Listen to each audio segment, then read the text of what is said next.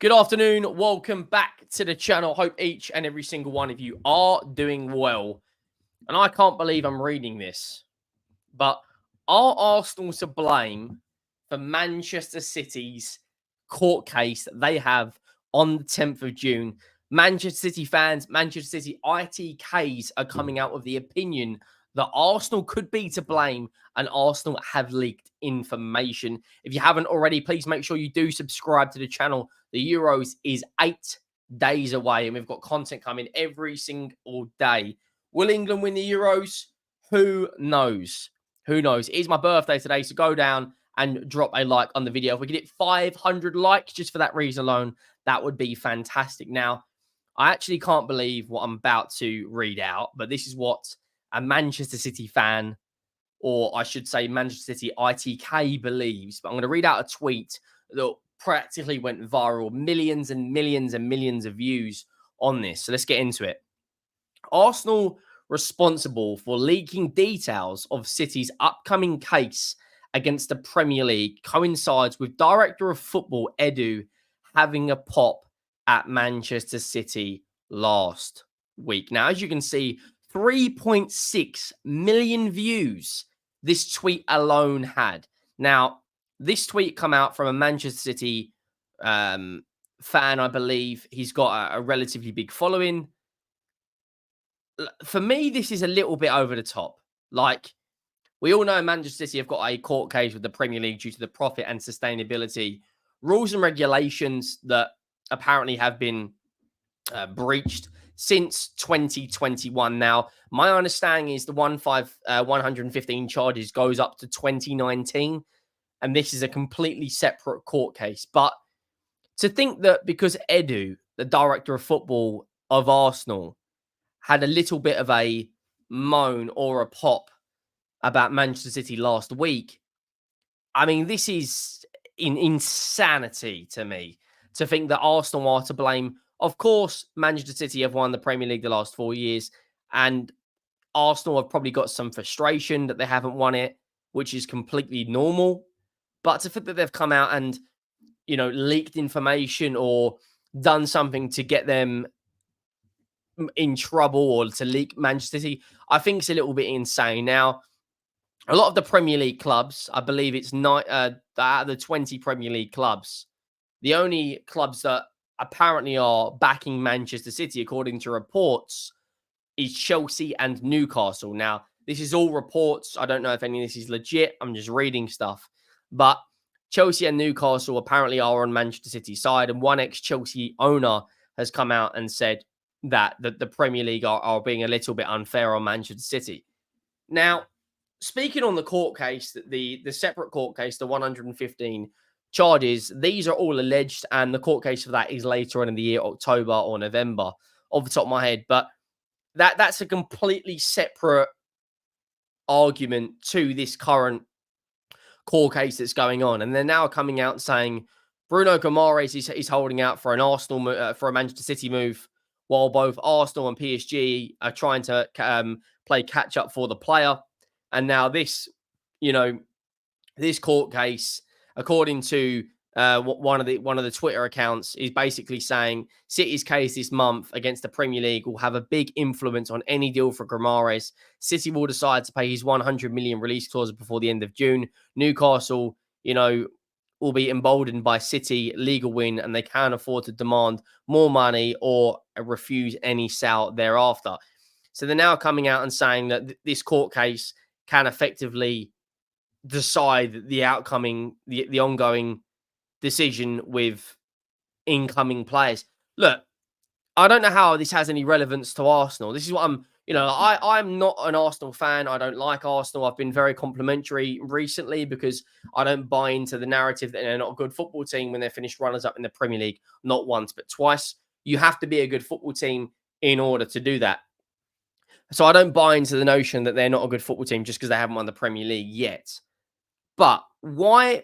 What benefit does this have to Arsenal fans or Arsenal, the club right now? This is a completely separate court case to the 115 charges, which could obviously benefit Arsenal if City were to get, found out, or this is all alleged. If they were to get found out, then Arsenal most likely, if City were to get a ban or a transfer ban or a point deduction, probably will win the Premier League. So I can understand Arsenal's interest in the court case later on in the year.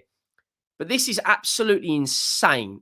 Absolutely insanity to think that because Arsenal's director of football come out, just because it's roughly along the same timeline, is just purely coincidence. You know, if Daniel Levy come out with something and basically said, you know, this is Manchester City, it's not right, no one would bat an eyelid. If, you know, an Aston Villa owner come out, or a West Ham owner, you know, not David Sullivan come out and said something, no one would care. But because it's Arsenal and they are Manchester City's rivals, they're now trying to twist the notion that because they might not sign Bruno Guimaraes, it's madness.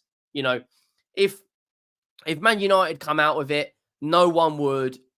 If you know, if the Glazers or Sir Jim come out with this, no one will bat an eyelid. But because it's their rivals for a Premier League title, all of a sudden people, you know, are actually like caring. I mean, 10 of the same account tweeted out this saying 10 of the 12 clubs against City's case really authoritative them.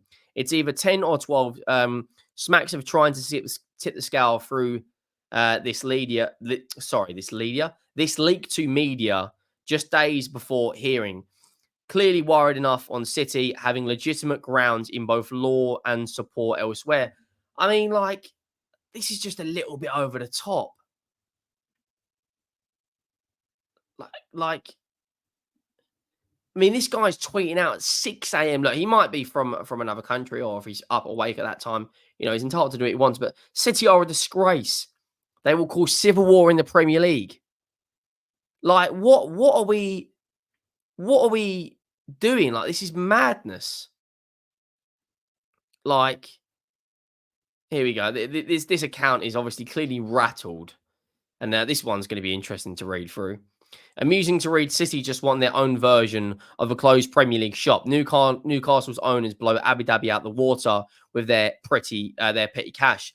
Chelsea's billionaire owners suddenly find more cash down the back of the sofa. United's new billionaire investor, Jim Ratcliffe, continues to use Ineos as a multi-club investment vehicle.